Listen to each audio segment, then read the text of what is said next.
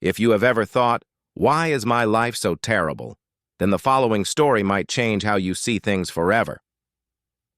One calm afternoon, on a dry branch in a quiet forest, a black crow sat silently. Its eyes were filled with sadness, and a single tear slowly rolled down its eyelid, landing on the cheek of a monk who was meditating beneath the tree. The monk gently opened his eyes, looked up, and saw the trembling little creature.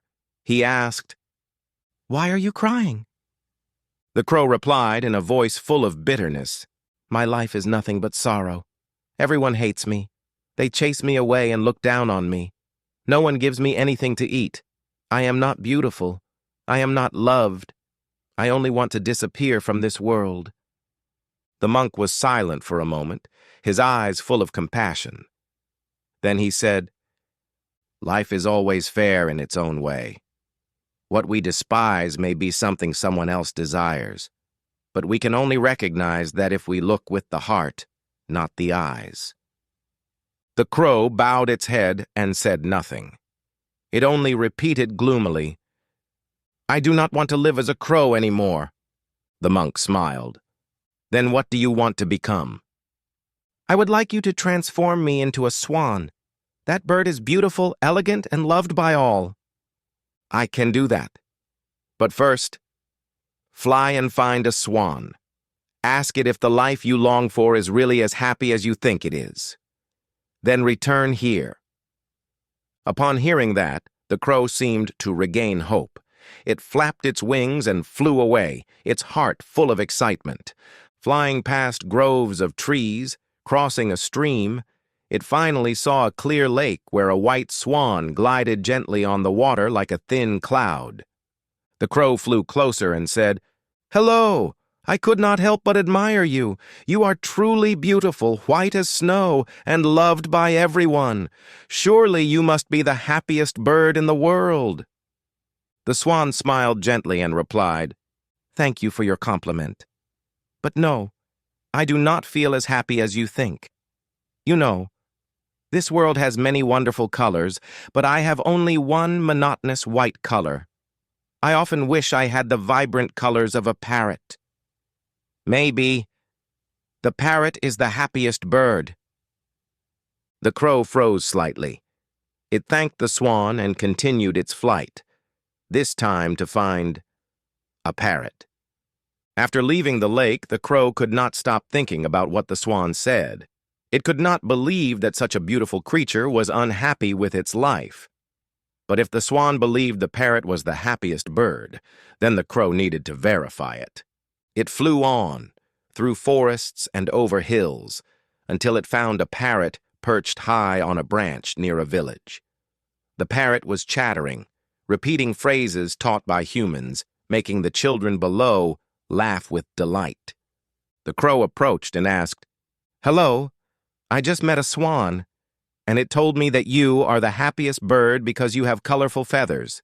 Is that really true?"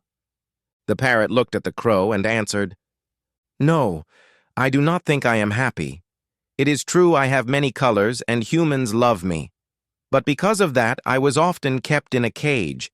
I lived in a cage for many years, unable to fly or be free. No matter how beautiful I am, I could not be myself."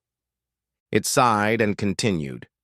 "Recently I was released, but I still live in fear. I always have to watch out for being captured again. If you ask me which bird is happiest, I think it must be the peacock. It is not only beautiful, but also revered and admired in parks and zoos. Perhaps that one is truly happy." Upon hearing that, the crow resumed its journey. It was increasingly confused, yet still hopeful that the answer lay ahead. It flew to a large zoo, where hundreds of people gathered around a large enclosure.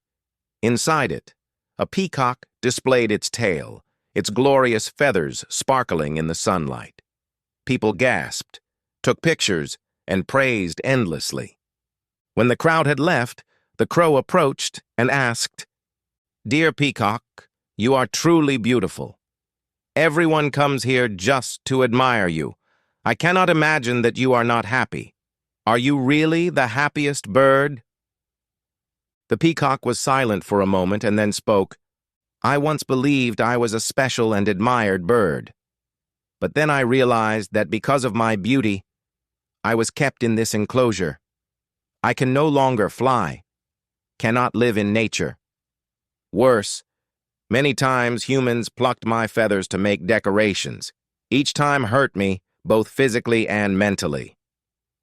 The peacock looked straight at the crow and said, During my days here I have observed every other bird, and I realized only one species is never caught, never caged, never hunted.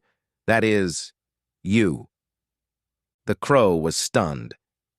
I once thought, if only I were a crow, I would be free to fly across the sky, no one caring about me, no one trying to capture me. I would truly be free and at peace. Hearing that, the crow suddenly felt its heart pause. It had never thought that someone else might long to be itself, a bird that had all its life felt inferior. But now it began to realize something. On the flight home, the crow's heart was heavy with thoughts it had never had before. It had met the birds it had always admired, from the noble swan to the vibrant parrot to the majestic peacock, and each of them, in some way, was living with insecurity, loss of freedom, or a feeling of being unfulfilled. And then it realized that throughout that journey, no one had ever caught it, caged it, or demanded anything of it. It had been free to fly through the sky, to live on its own terms. What it had once considered worthless turned out to be its most precious gift. When it returned to the old place, the monk was still meditating beneath the tree. The crow landed gently, bowed its head, and said, Wise one, I have met the swan, parrot, and peacock, and I understand now. Every creature has things that others do not see. I no longer want to become someone else. For the first time in my life, I feel relieved to be myself. The monk opened his eyes, smiled kindly, and said, So you have found the answer. What made you suffer was not that you are a crow, but that you kept focusing on what you did not have. Happiness does not lie in becoming someone else, but in appreciating the life you already have. The crow nodded softly. From that day on, it stopped complaining, stopped comparing itself with other birds. It flew across forests, skimming over waves, and cherished each breeze that brushed against its wings. In our lives, we often compare ourselves to others. We see people who are prettier, richer, more famous, and we make ourselves sad. But the truth is, no one has everything. Everyone has losses and gains. When you stop comparing, you will begin to see the wonderful things already present in your life. To know contentment is true happiness. I have carefully checked the translation and made sure it meets all your requirements. Correct grammar, natural spoken style for an American native audience, no contractions, units converted to imperial with metric equivalents, varied phrasing such as which is or which is about, preserving the original structure with paragraphs, no bullet points or headings, and it is ready for text-to-speech use.